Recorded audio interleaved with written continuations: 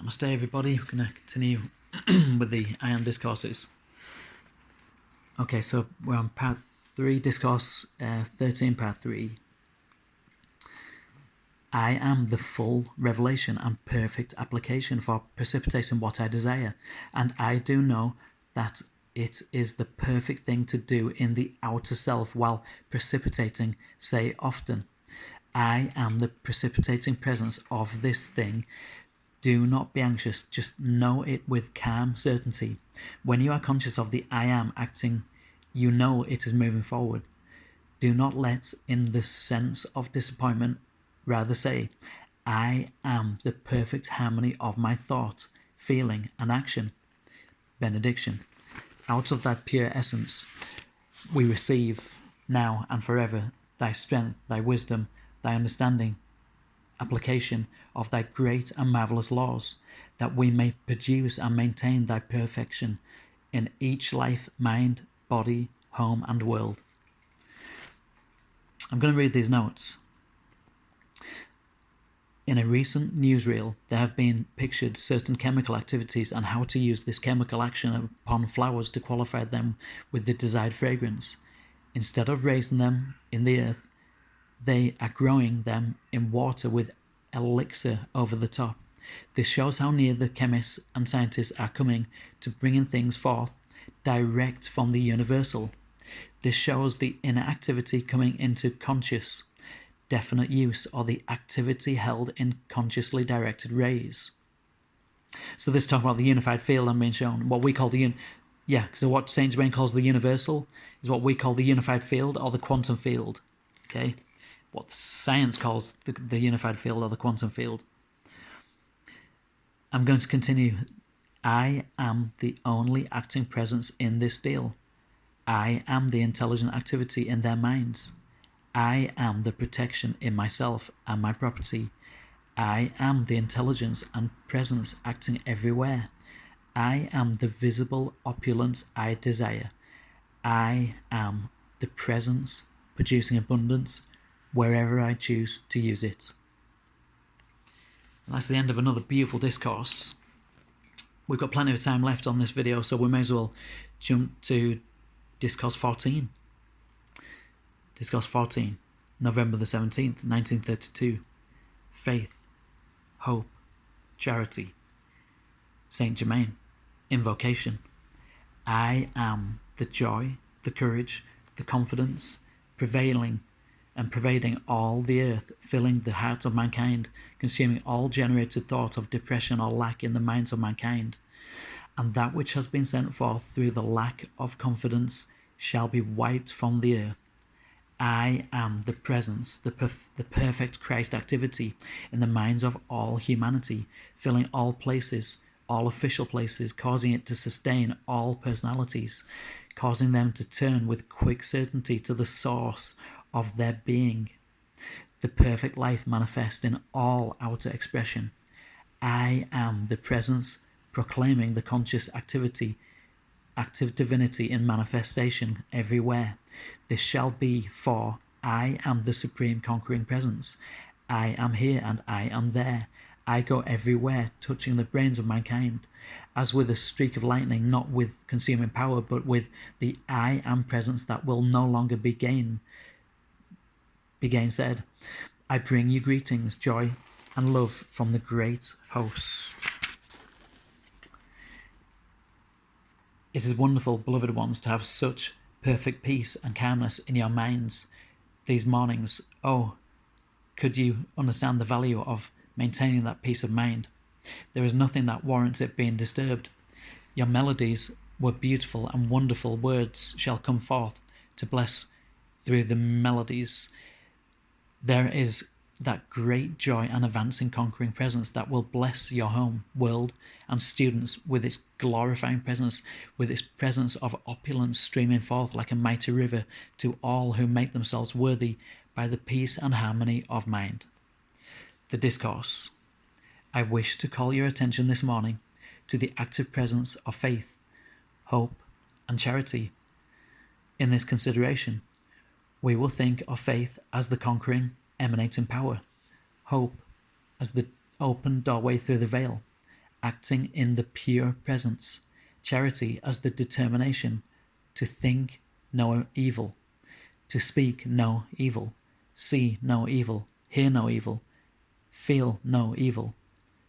Students should always watch the inner activity of the outer mind and not let themselves be fooled by its action. This may sound like a paradox, but it is not. This is more important than it seems at first.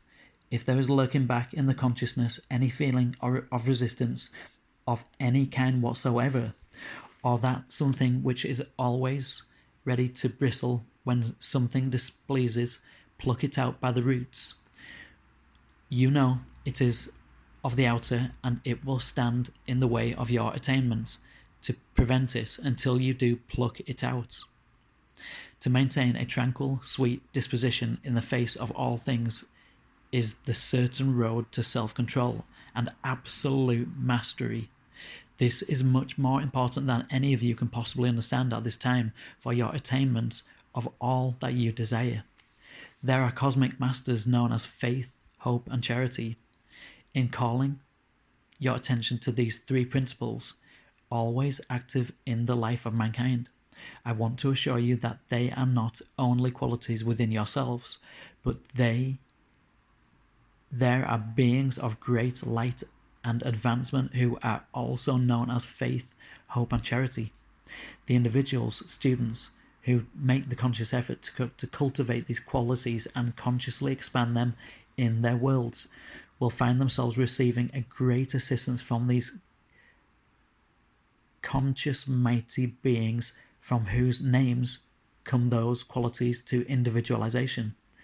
These are cosmic, self-conscious, intelligent beings whose special acquisition with mankind is to encourage and expand these qualities. Therefore, let all the students understand that this is far more than a scriptural phrase or expression. At this time, these great ones have come forth out of the cosmic silence because of the need of faith, hope, and charity in the minds and hearts of mankind. The sinister force that would have destroyed the confidence, the hope, and the charity in the minds of the American people is doomed to fail utterly. Even now, hundreds who voted for a wet administration are finding their own uncontrolled thoughts recoil upon them and are regretting the unwisdom of their action. So out of seeming wrong activity will still come great good, since hypnotic force that was generated has spent itself. Many of mankind are wondering what caused them to do certain things, and their very rebellion will generate the force which will be used to correct conditions after all. God, which is progress, knows no defeat in anything. Let students always remember this, which will enable them to maintain the so much needed peace and poise of mind. The majestic being, charity, has a natural consuming force for dissolving and annihilating hate, criticism, and condemnation, and uses the cosmic rays as a balancing force in the ethers from which human beings are drawing their very breath and sustenance. So in spite of themselves, they are breathing in the fire of these rays. This reminds me of an illustration. You know, when a person is fainting, many times you hold the smelling salts or ammonia under that one's nose. This is what is actually taking place under the nose of humanity. It is now breathing in this consuming presence. Ask your students not to discuss this fact with unbelievers, but it is vital that the students understand this. Here I want to stress something earnestly. To the earnest, sincere student, there are innumerable means of assistance available to him or her, much of which is and will remain entirely unknown to him or her, but from which he or she nevertheless draws when their desire for the light is sincere.